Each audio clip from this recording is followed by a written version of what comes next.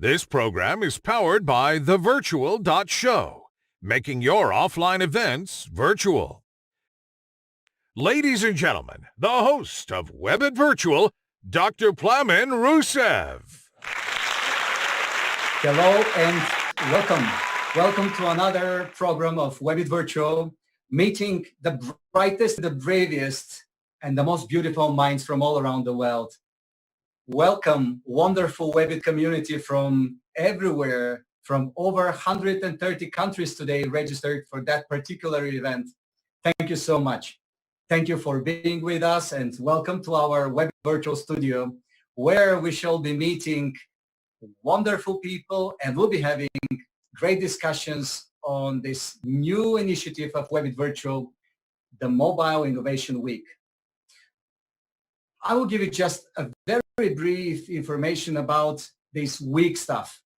Why do we change the program of WEBIT Virtual? Well, it's very simple, because we adapt to you. Because we have heard you that you don't want every day to have different topics which you want to listen and you cannot plan in your calendars, etc. You would like to get deep dive into particular topic. Here it is. Since today, we start the weekly program of WEBIT Virtual. Every week, we're having a Thought Leadership Summit. We're having a Startup Day, Founders Game, Startup and Investors Day. And then we have the Leading Media Forum, which will be meeting us with leading journalists from within the particular industry that we shall be covering. So we start with mobile. Next week, we are having the whole week on health innovation. Then we move on with brand innovation and so on until August.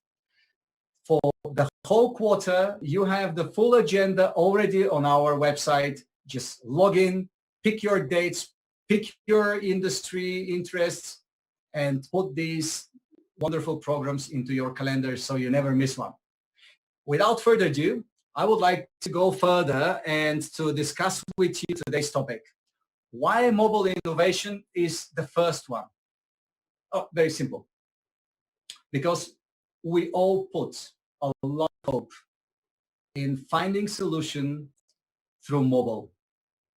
And you know, there are a lot of solutions already that we see around the world, and they do some amazing stuff. In South Korea, they have found a way not even to impose a lockdown, but to have a mobile solution, and it made it quite well for them.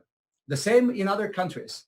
Well, sometimes the liberal democracy is kind of conflicting with the privacy issues of such applications. And obviously, we need to talk about it. Obviously, we need to find solutions that are not jeopardizing our health, but at the same time, give us opportunity to make sure that our privacy is protected. Because at the end of the day, you know very well what we believe in. We should never allow our kids to be prisoners of their own data. It will be a very interesting discussion, trust me. And now I would like to introduce you our first participant, and here he is. Cheyer is an inventor, entrepreneur, engineering executive, and a pioneer in AI and computer-human interfaces. Adam has been a co-founder or founding member of 4 successful startups, including Siri. Adam has authored more than 60 publications and 37 patents. Such a pleasure to have you with us. Thank you. Thank you. Great to be with you. It's my pleasure, my honor. Our entire team is a big fan of yours. We feel so sorry that the Corona challenge is made it impossible for us to welcome you in person. Well, hopefully another time. I'm looking forward to being together, but this is better than nothing. Definitely, and I hope that this is the first world problem that we shall be suffering only, right? Because we can always meet and hopefully we will always have these discussions. But now virtual, we are quite well. We have 6,100 6,000 people with us, and that's quite some number. Thank you so much to everyone who is joining.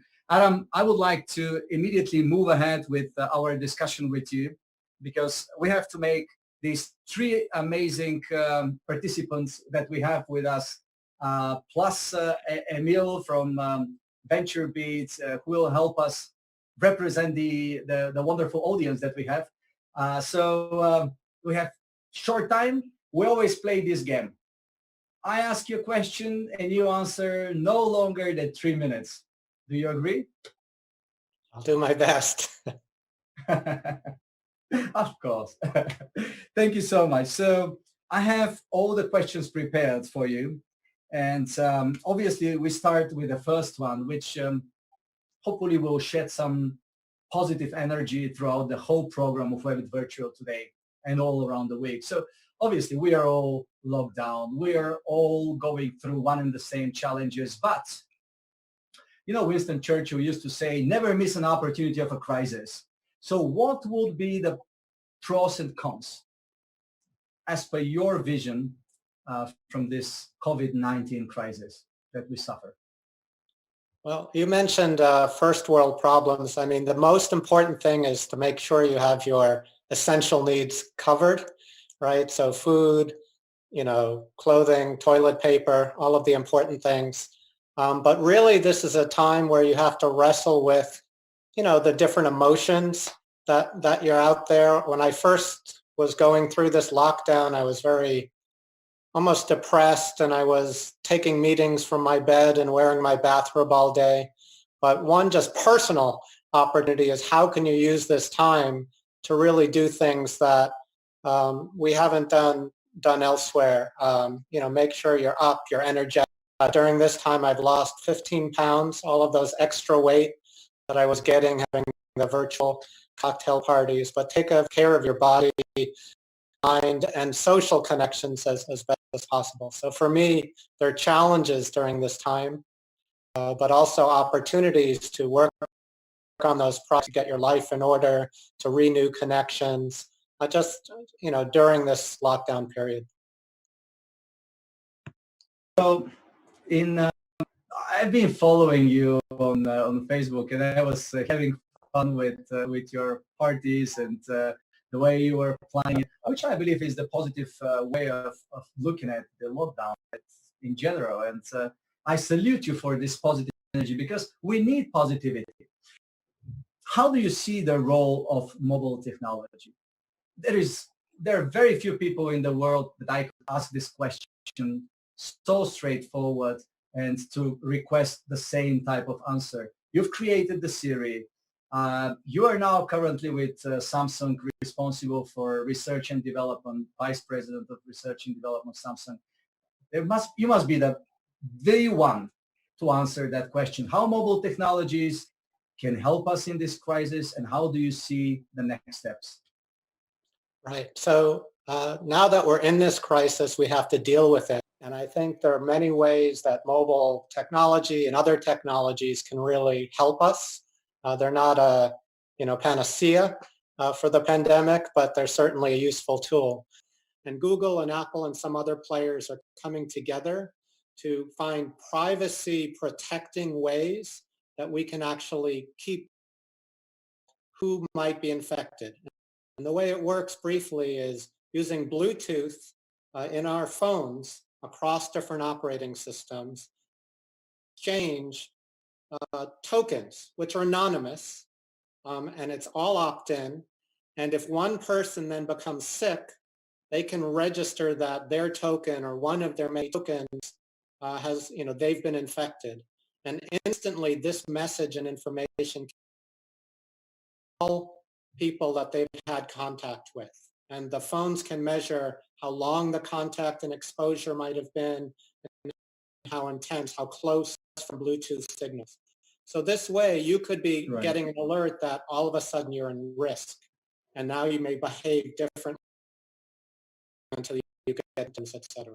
So this is technology contribution right now. They do this. By the way, there are some doubts if if you're crossing by a car and then two people next to each other on the traffic light having this contact, but they're basically never been in contact. They were in two cars just close by to each other. So there are some restraints yet that we have to overcome, right? Yeah, it's not a perfect technology. It's not. There are many ways that the disease can transmit besides just being within a certain distance. But if you take the overall statistics on how the disease is spreading, this is a really, really useful tool.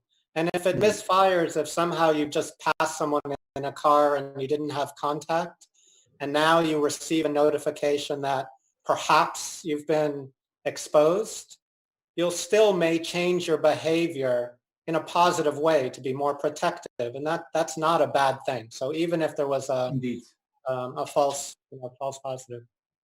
Indeed. Right. Adam, let's talk about AI. Let's talk about the things that are changing the reality today. So in regards of using AI, we all know that it's something that is changing already our life and will continue changing our life. What are the risks that you see associated with applying AI, and I mean risks for our privacy, and where the mobile innovation is going to take us, and do you see any restrictions being implied?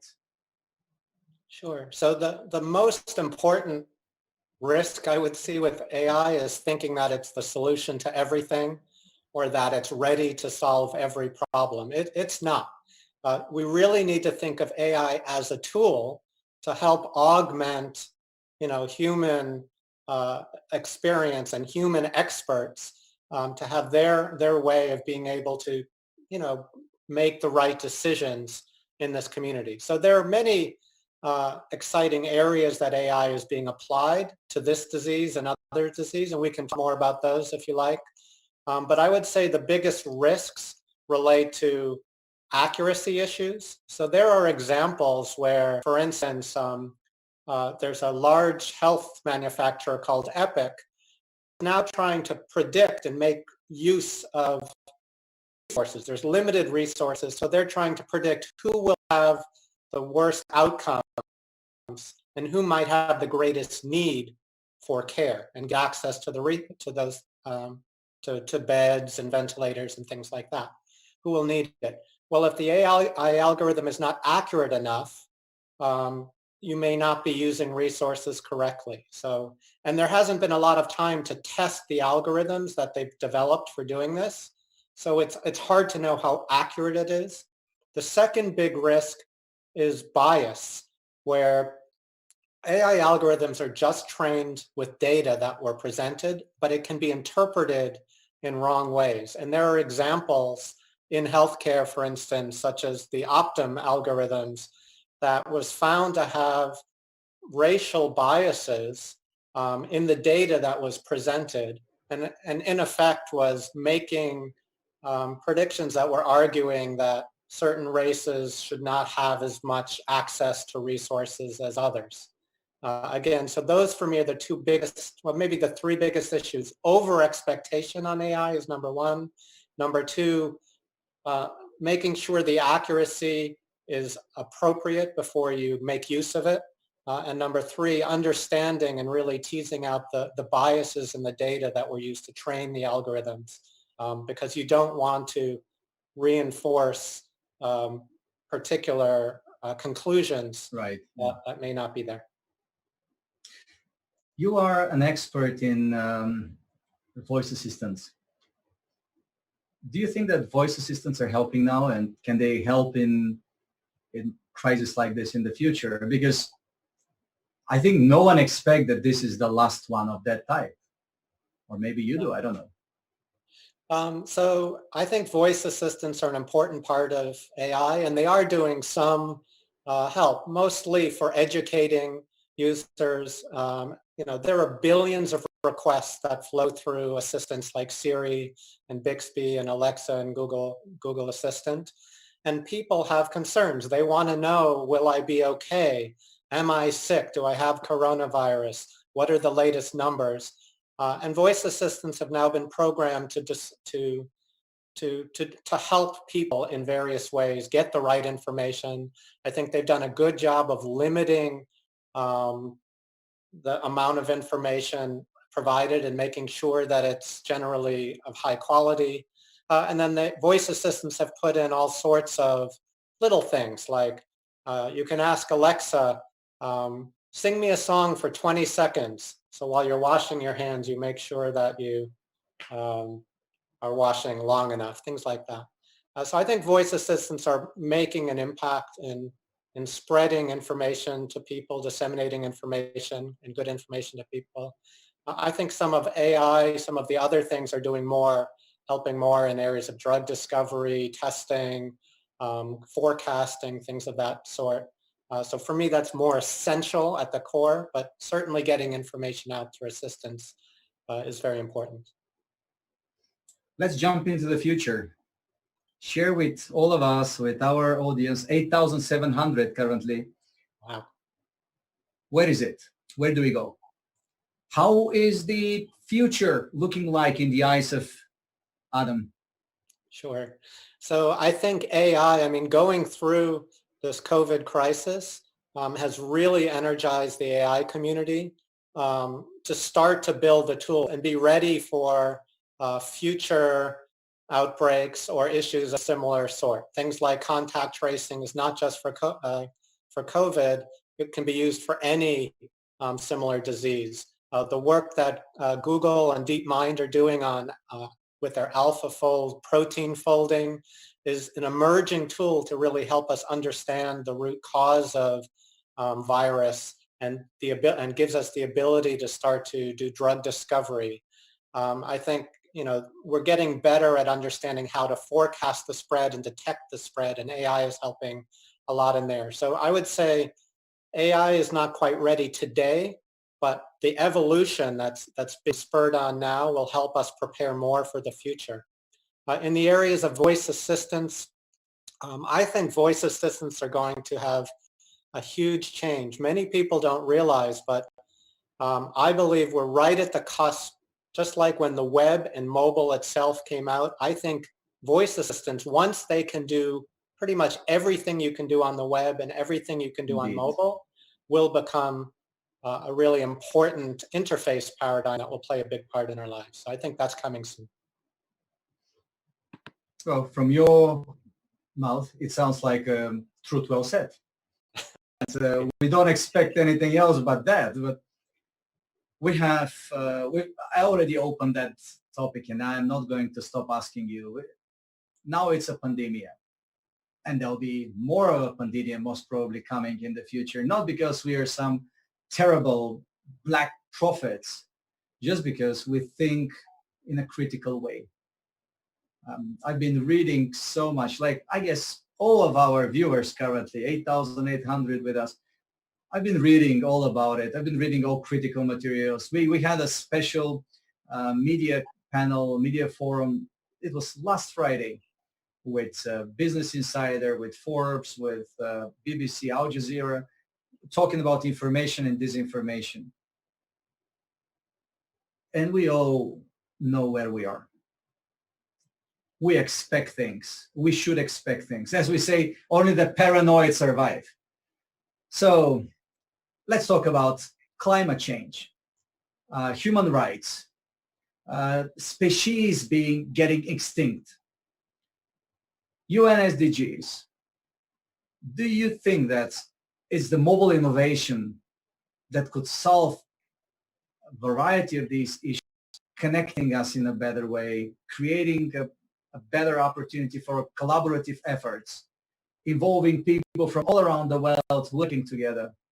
I mean, collaboratively. What do you think, Adam? Yeah, so we have 8,000 or 9,000 people listening. Many of you are technologists and at big companies. So I think the challenge problem of our age is not to solve any particular problem, but to solve the meta problem, meaning how can we work together better as a species, as, not as the U.S. for, countries or states or but together, how can we do global problem solving? And I was lucky enough to have a few mentors in life. I got to work with Steve Jobs, who really popularized computing and the mouse and mobile. I also worked with Doug Engelbart. He's not quite as well known. He laid a blueprint for how humanity can work together to work on what he called collective intelligence. And I think it's going to be needed now more than ever for these global problems that you mentioned, like climate change, pandemics, hunger, poverty, etc. So I would encourage people to go out and kind of think about how can we do global collaborative problem solving.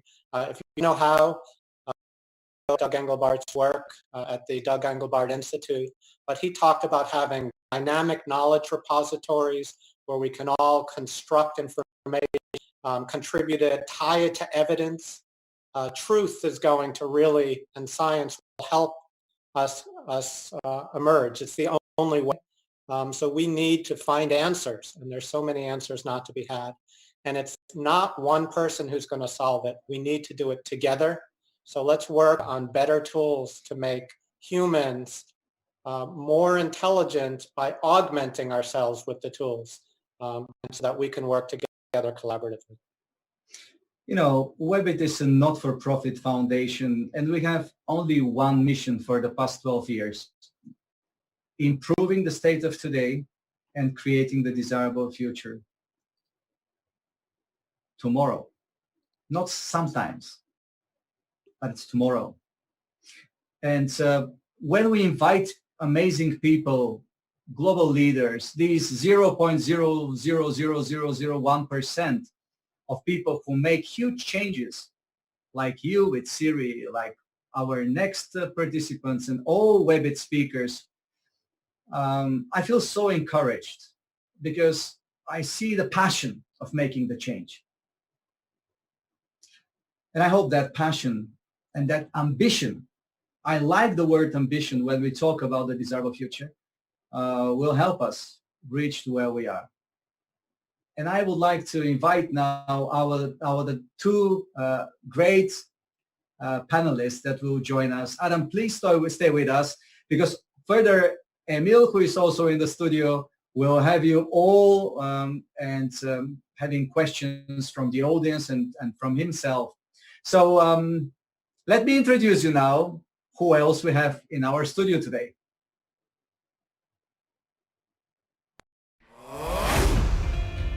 Toby Redshaw is Senior Vice President and responsible for Verizon's Enterprise Innovation and 5G Solutions business. He previously ran the 5G Ecosystems Innovation and Product Development, AR, VR and Location Services. Karim Antonio Lesina is the Senior Vice President of AT&T, leading advocacy and covering international external affairs for the European Union, Caribbean, Central and Latin America regions, and in charge of transatlantic relations.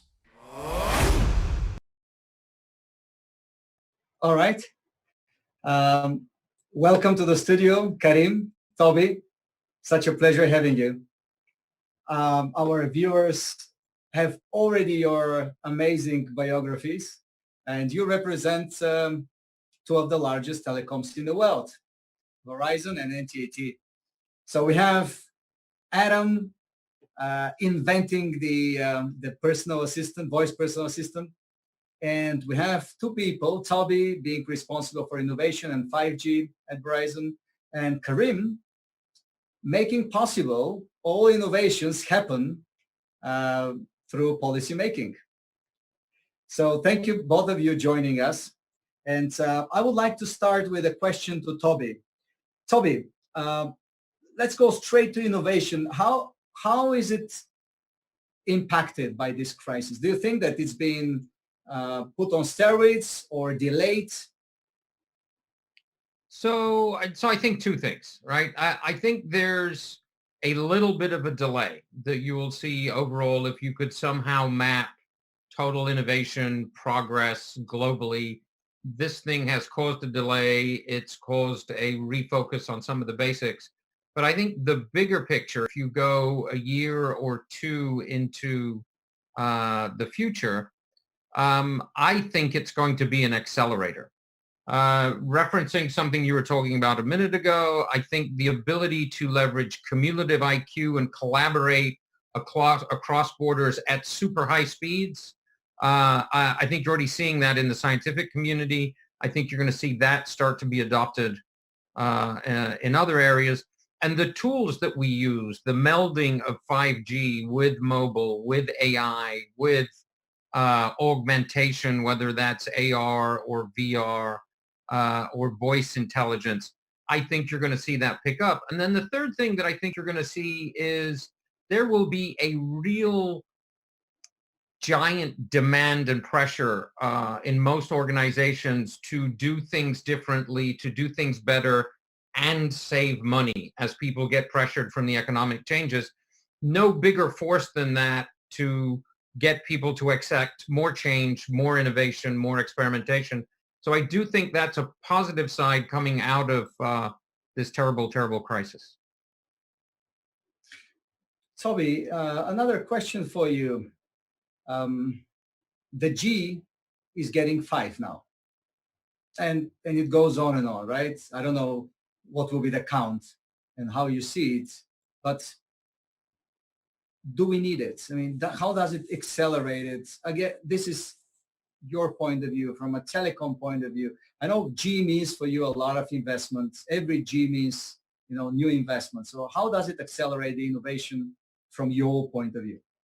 Yeah, so I think it's not to over dress this up, but I think it's part of the biggest technology change wave that we're going to see probably in our lifetimes.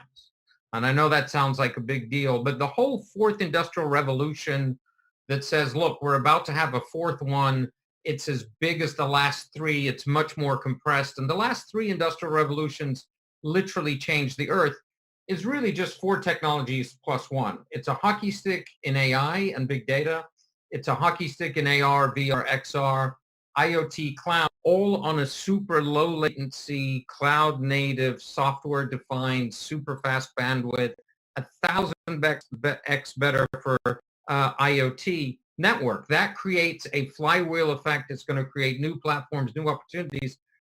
One little one, you're going to see AI become in real time.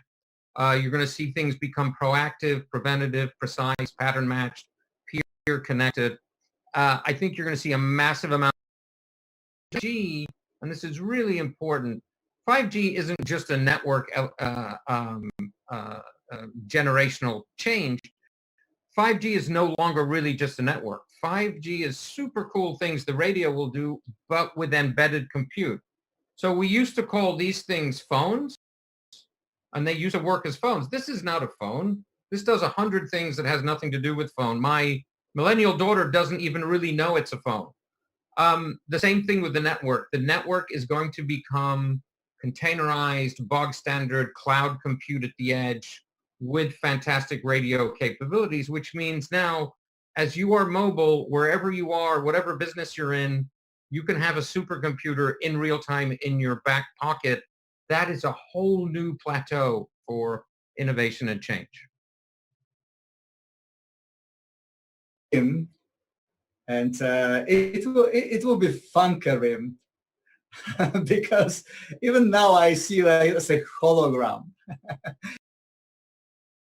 Disappearing and appearing. I think that's called network issues.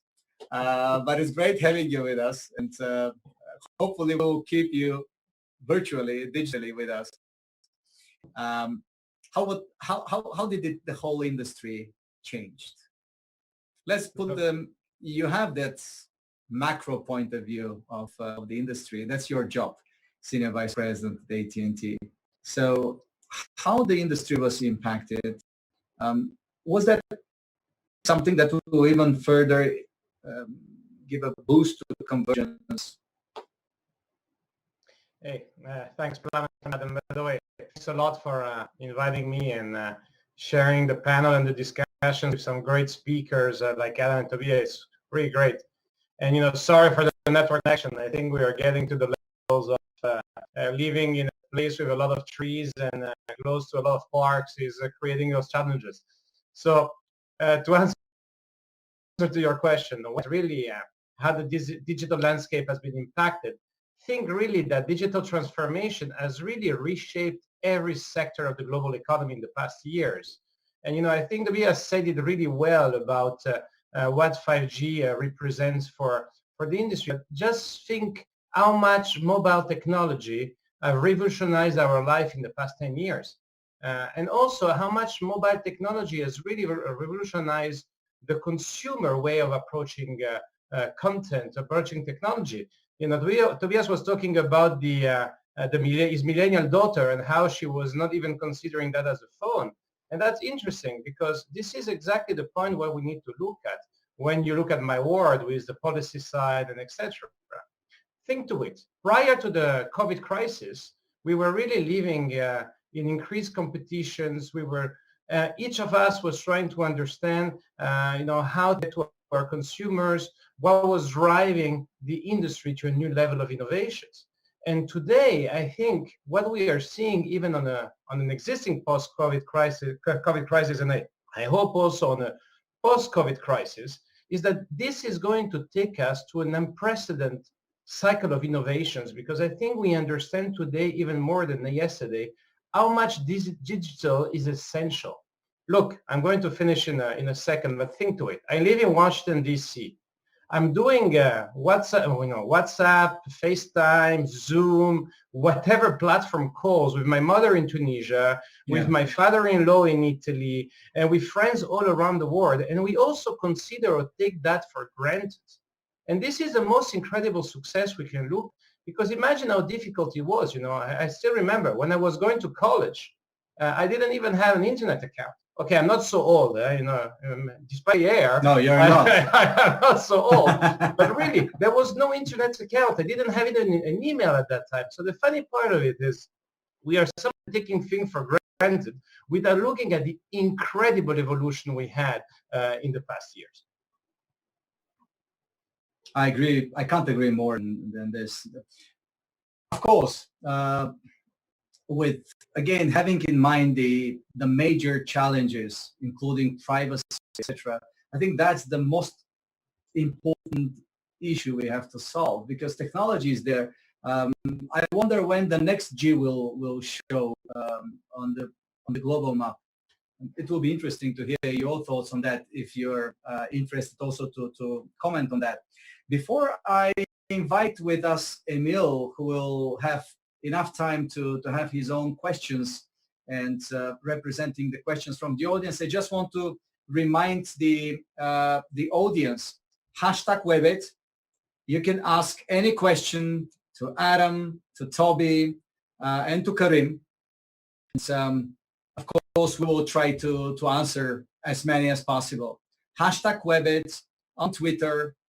If you want ask specifically Adam or any one of them, just say who the questions come from. Toby, back to you.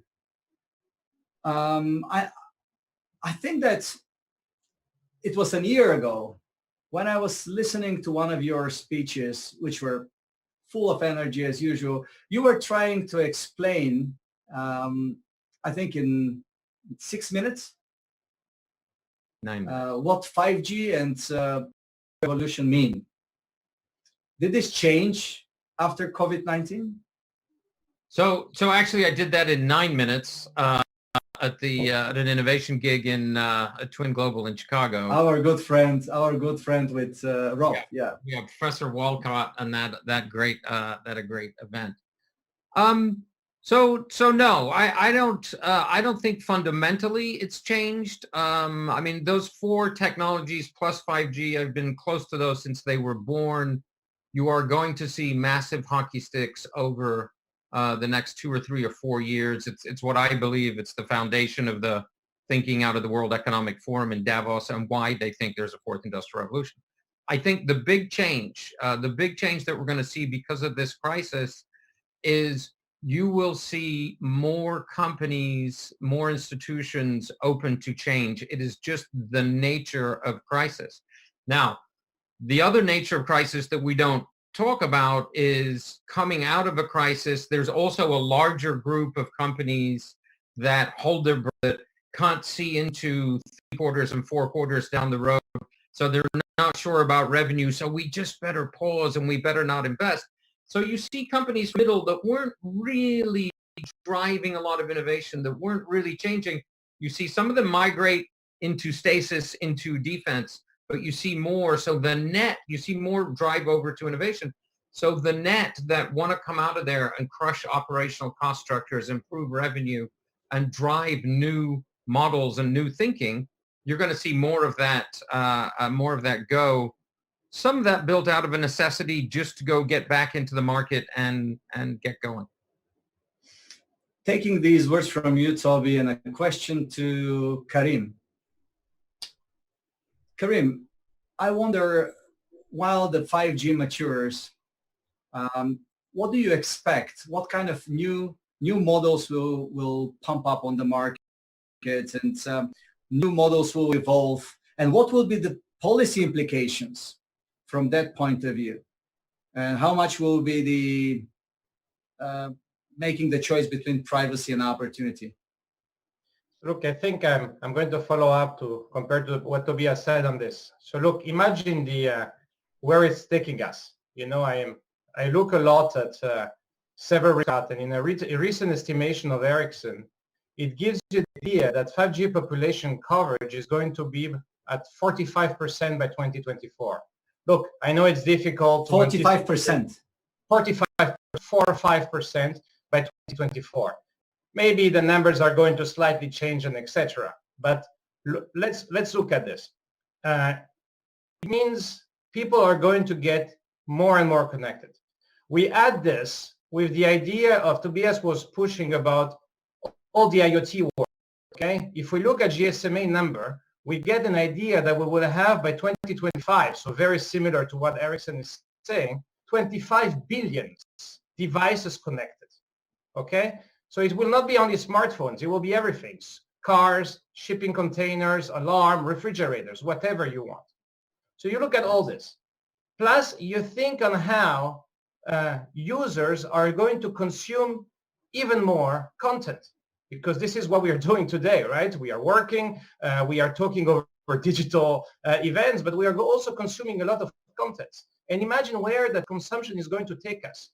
So imagine augmented reality, virtual reality, gaming, and all these are going to be, embedded and promoted even more by 5G networks.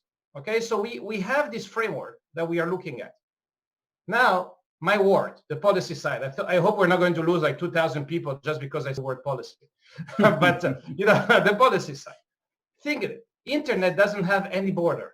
Okay, so the policy that regulates it should be crafted in a way that is open, harmonized, flexible, in order to really allow digital innovation, to allow people like Adam to create the next technology that is going to help us in being more connected and enjoying even more of this. This is, for me, the most important part. And the second thing we need to really look at it is exactly what Tobias was saying. To get those networks, you need huge investments, right? You need billions of dollars. You know, Verizon and AT&T have been spending billions of dollars in the past 10 years to build the networks that we are using today. So I think what we need to think, especially on a post-COVID crisis, is what to continue promoting regulations that allow operators to take the risk of investment, because investment is every time a risk. So in case there is a next pandemic, or even if there are no pandemics, we'll be able to enjoy the incredible revolution that this digital world allows us. And as we were talking, Plamen, and I thank you again for organizing this, because I think you're doing something huge for society. You know, even if we're talking to our cameras, to our laptops, we are connected right now. And the reality is that we need to think to that in also a new way of communications. You know, we are going to travel. I was living on a plane. And just for me being home for the past 6 weeks is so strange. My boys are so happy, but I'm also thinking at a certain point they're going to kick me out of the house because they say, Papa, take a plane back. We want to recuperate our house at a certain point. But this is going to change some of our ways of doing. And networks and digitals is there to enable this. So for me, this is the most important part and the lessons we should learn from this. Before I say what I meant to say, I would like to make a statement. Friday, we had 3 women in the studio, and now my team has set me with 3 beautiful minds, but positioned into male bodies only. So I make a special note to my team that diversity is not well represented in our studio today. And I hope this will not happen again, because when you were talking about your kids, I was thinking, who is more irreplaceable? I was traveling 200 days per year in that 3 time. What should it be? BC before COVID? And what will be the other one? I don't know.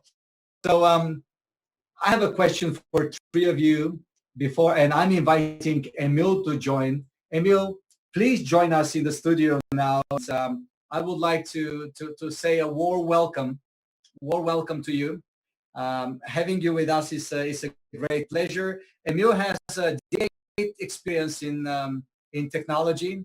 He has been a leading journalist, a leading editor in a number of international. He is working as a news editor of VentureBeat. VentureBeat was the first international media to ever write anything about the world. So very grateful to your media, and thank you so much. It was long time. Was it like 11? So 3 years we were working on stealth mode. Not that we wanted to be stealth. We just were coming from Bulgaria. Nobody was, really interested what we were doing. But after we had this publication on VentureBeat, then it started growing and growing. So a warm thank you so much for joining. And if you allow me, I will just have one last question for the 3 of you. Now we have Adam and Toby and Karim and Emil on the screens. I have a final question for the 4 of you. And then Emil, you take the wheel and you drive the car to the future. My question for you is, did I say car? It's a virtual rocket. It's a spaceship. It could be whatever we want. It's virtual. We're in the virtual world. So why do we do what we do? All these technologies, all these G's and the numbers in front. Why do we do it? What drives you, gentlemen? Adam? I guess I'll start. For me, it's curiosity about innovation. I just imagine a world that I think could be better and try to make it happen. And really, when I look back in the last 10, 12 years, I was in my mid-40s. I had never started a company, never done anything.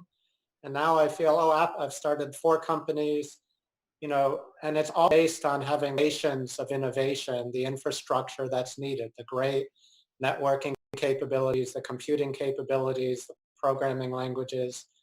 So for me, it's about all of the entrepreneurs out there in the world being able to imagine a better world, to solve a problem, or to just explore their curiosity, and being able to have the resources and infrastructure needed to make it come real in the world at a large scale. We would love to have you with us. I mean, you are creating company after success and success after company.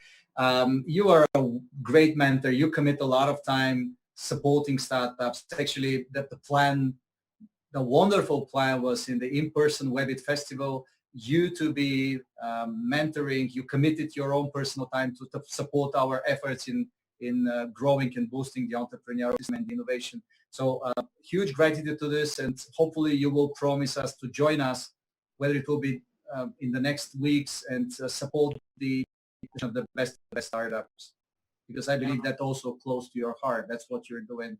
And Toby. So look, I mean, it's 2 Latin words stuck together, which means make new stuff. I think humans in general like making things. We like building things. I think it's one of the fundamental principles in behavioral economics that you overvalue something that you think you've had a hand in doing. So I think there's a natural human tendency. Having been technology for several decades, I just think it is the most unique and opportune time to go and do really big things really quickly. The ability to put together teams and hire virtual networks and load stuff up on Amazon, use Prologis to do your distribution. We've never had business technology opportunities like that.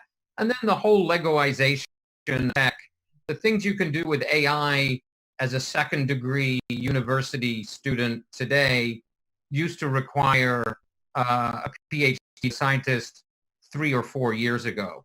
The whole low code, no code world. And again, Legoization of cloud-based resources. I just think it's the most exciting time for this, and it's going to be an amazing, amazing ride the next 3 or 4 years. Please, I mean, you are an emotional human being. Heart, nature. Give me 30 seconds. What drives you, Karim, with these boring policy things that you're doing for AT&T? You see, that's the point. I really believe policy is not boring. So, think to this. I am born in Africa. I mean, I'm traveling around the world like you, Plamen. I see as the important is this. If we are able to find or to develop the proper policy framework in order to promote investment and support technologies in a way that respect users and at the same time allow people to develop new technologies, we are going to be able to close the digital divide. We are going to be able to have everybody around the world connected and finding more opportunities thanks to the digital world. And I think this is really what's driving me. I can talk to you about very boring policy issues, but as I said, I don't want to lose people. The reality is, if we are able to find the right frameworks that is really supporting, we are going to help like billions of people to be involved in a society that will be more integrated. And, we see it right now. You see it right now thanks to your event, for example, Plamen. You have people coming from all over the world. And I think this is what really drives me. What is the study that I'm going to be able to leave to my 2 boys in 15 or 20 years because of the choices that we have done on the regulatory and policy side today? Thank you so much, Emil. The floor is all yours. You can ask any questions you would like. And we have already created the trick with our friends here. If they don't want to answer your question, they will just stop like this and they will freeze. And we will know there is a problem. Emil, go ahead, please. Sure. I mean, I just answer my question first. Yeah, exactly. I wanted to weigh in. I mean, I think I've always been, very curious about technology, and one of the reasons that I've reported on it is because it allows me to, as opposed to working for one company and only focus on what that one company is doing, to see a whole view of, what everyone is doing, what every company is innovating on and developing.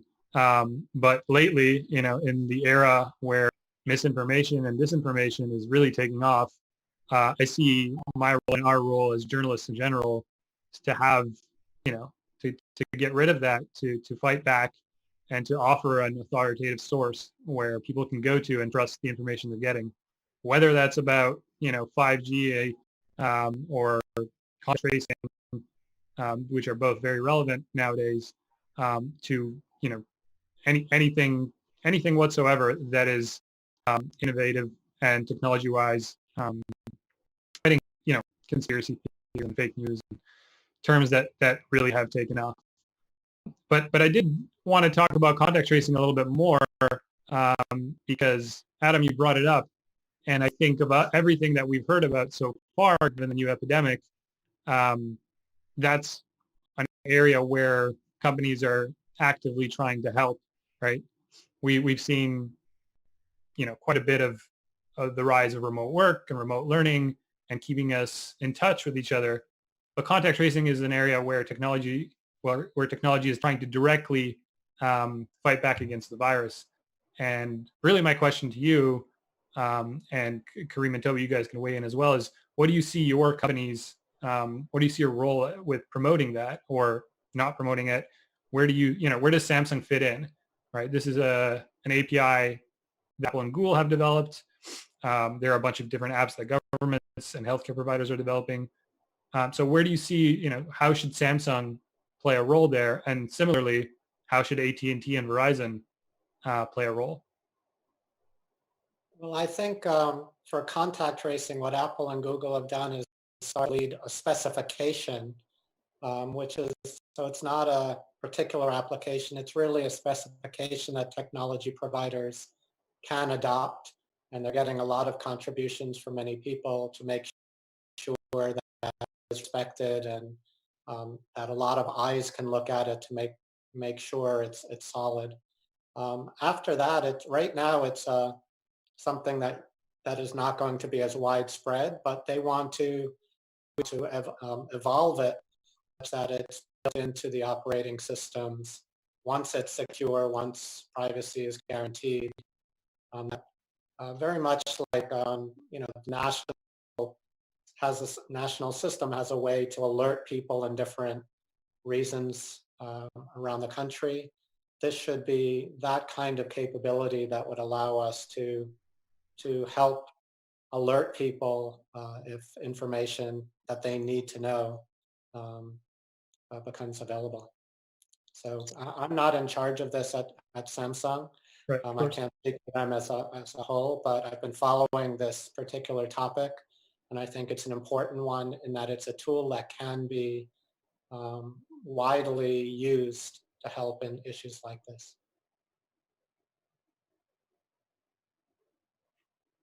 Emil, back to you. Yeah, I mean, I'd be curious to hear what Karim and Toby have to say. Where do you see carriers, what the role is? Should they promote these apps? Should they talk about contact tracing? Should they throw some marketing behind them? What do you feel?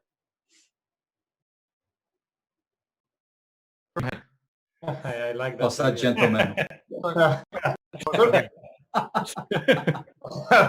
I'm joking, guys. Maybe we should ask him about the 5G radiation now, and then you will see the frozen picture. I think the reality is this. We are following it with a lot of attention. It has raised a lot of challenges around the regions. A lot of governments, parliaments are talking about it and trying to identify the right policy. I think the most important thing right now is probably looking at that, following what Congress, Senates around the world are deciding on it, and we will have to adapt. This is an important public policy issue.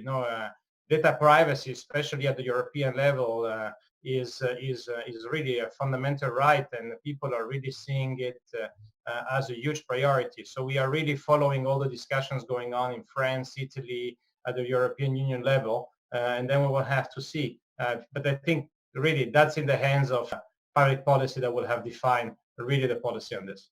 But there is a lot of work. The beauty of this is discussions is ongoing. This is the beauty. And by the way, Emil, I want to thank people like you who are helping to work and to distribute information.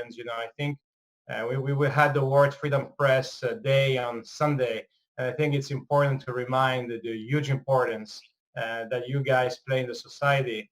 And when we see the debates going on right now, I think this is beautiful because it shows that even in moments of difficulties like this, digital is helping also democracy and debates going on. So great.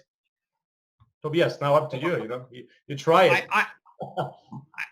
I'd add a couple of things to that, right? So fighting a pandemic is really about two things, right? It's about science and biology and virology. We get that.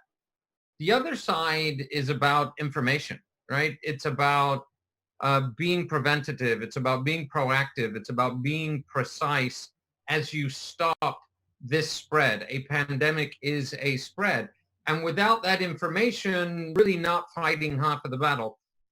We've been working crazy hard at the company as other companies change and move to new topologies to support that. as we engage with healthcare, as we engage with government, in very supportive roles, food security, the array of things that need attention in this. And I'm very proud of what we're doing.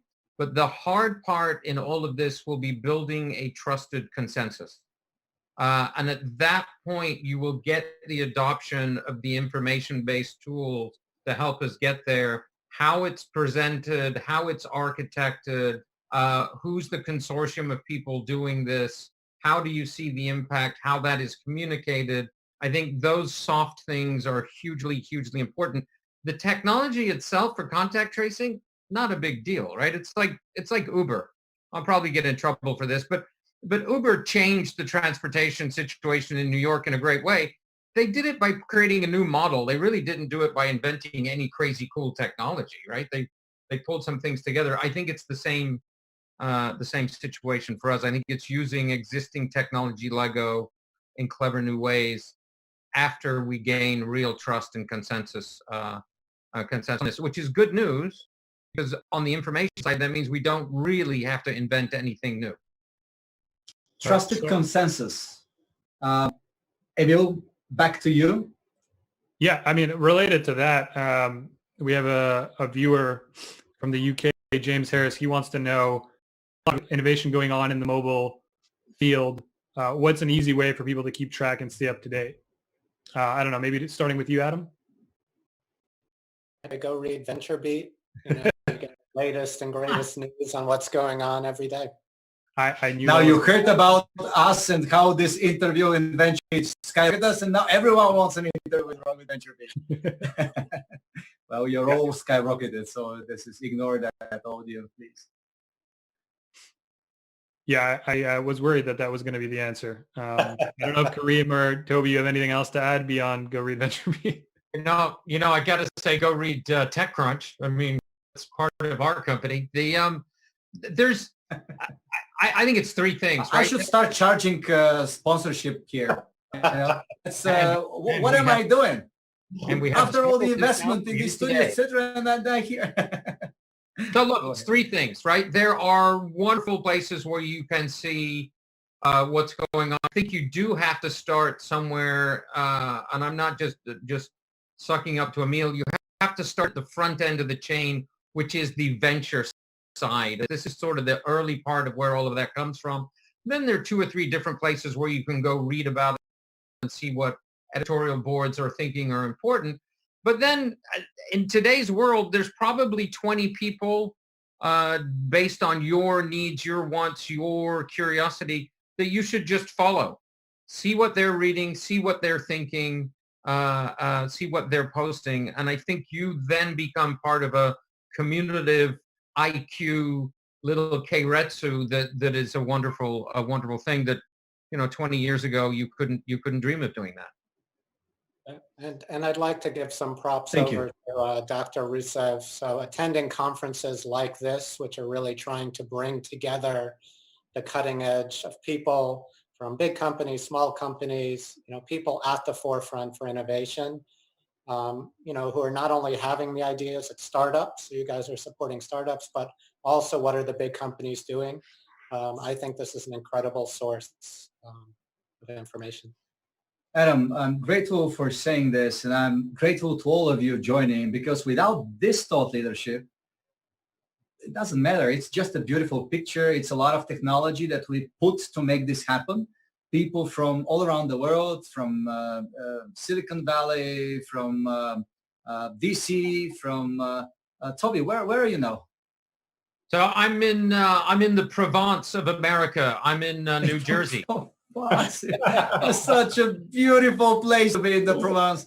And Emil, where are you? I'm in Toronto. In Toronto. So this time, again, we have only males, only from North America. Thanks God I'm giving some colorful, add-on from Bulgaria, right? We got Eastern Europe. We've got Canadians. I'm born in Mexico. I have 3 passports. We have Karim is from Africa. Northern Africa. We've got like Thank you for making my team's life better. 8. Anyway, they will have trouble after this, but thank you. I think we have we- 8 passports between us. We have to wrap up, gentlemen, and I'm so grateful for having you all. I'm sure Emil is having so many questions, but Yeah, I have doubt multiple that you would questions have. Sorry, Emil, go ahead. Well, I mean, the viewers have more questions, but if we need to go, I guess we can just bring it up later. Okay, let's do it one more. And One more? I don't need my support in this, but I can request these 2 wonderful panelists to answer any questions you might have after this discussion. You're already connected virtually, and we can go ahead like this and answer more of the audience. But please, Emil, let's do one more question. Which one would you pick? Okay, I mean, toughest it's a tough choice. So I'll just do the first one that came in. We have Monika Yonova from Lithuania. People explore different ways to connect in light of the pandemic. What's your vision in terms of upcoming innovations in this area? Speaking of the near future. Give a golden ticket, please. So, Let's start with Karim. I think it's better to start with Tobias or Adam. On my side, will be there board to support the policy side. So I believe more Adam and Tobias on this part. I will freeze. All right. Alphabetical order, Adam. so I've been using Zoom and other teleconferencing systems a lot. They're really great for certain kind of meetings and webinars. But one thing that I'm missing in the connection is they're not great today on kind of that social aspect. I know it seems like a small thing, but when you're running a company, the culture and the interactions that happen in the hallways, the coffee breaks, the cocktail hours, the technologies today aren't great. So I think there's opportunity in this space, short term, to really improve the way we interact in a more social way. Just being able to get together, doing this with large groups, it's really difficult. How can we work better together in a more comfortable way? So I think opportunity awaits. So look, I totally agree with that, and I'd fold in something Adam said earlier, right? The word augmented. I think these interactions become more realistic. I think we're on our way to almost being there without being there in a lot of industrial and consumer type environments, not just this sort of this interaction. But there's a huge opportunity for intelligent augmentation on top of this stuff, right? In real time, and then longitudinally over time. And then these sort of things get folded into verticals. They get folded into healthcare. They get folded into education, which are 2 of the most broken supply chains on the planet. I am very encouraged and very optimistic that 5G and those other technologies that I talked about really revolutionize healthcare and education over the next couple of years and break through some of the socioeconomic barriers where the quality of your healthcare, the quality of your education is dependent on your geography. I think technology can finally change that. So I'm optimistic about it, and I think it's those things plus the couple of things I dropped in there. Thank you so much. My team is so mean. I hear a siren in my ear now, which means that we're, how it ping without ping, bang. This is what I hear. I just want to take it out, but I can't because they have to tell me some stuff from time to time. Gentlemen, I'm very grateful for being with us, being with all these amazing people from all around the world. Your leadership, your thought leadership, and your views are so precious. Thank you. And please keep on doing what you're doing. Emil, thank you so much for being with us. Please promise you again. I will try. Thank you I for would having love me. to have you as part of the global, the leading media panel in the upcoming week. So thank you so much for being with us. From that perspective, dear ladies and gentlemen, wonderful web community, I can only say thank you. Thank you for spending another quality hour with us, for seeing the future together. Allow us collaboratively build that desirable future. And hopefully, now when we see more and more in one and the same direction, it will make it easy. It will make it faster. Because if it's a desirable future, we want it tomorrow. Hopefully, we will be there very soon. In the meantime, I would like just to say a few words about this week. On Thursday, you will see some phenomenal startups with great investors from all around the world pitching in front of you live, and you will be able to burn them or give them more fresh air so they can pitch more to the investors. So it will be a lot of interaction with you, and you will be in charge with the game. And on Friday, we have a special elite media forum. We have here Rebecca Finnan, who is the special correspondent of CNBC. We have Ryan Broderick, who is from BuzzFeed, senior reporter, and Marjorie Palion, who is a dear friend of mine, presenter at France 24. I hope I said Marjorie the right way. So merci beaucoup. Thank you all. And I will see you next on Thursday, the same time, the WEBIT hour, which you know, wherever in the world you are, your time. Thank you so much. Thank you all.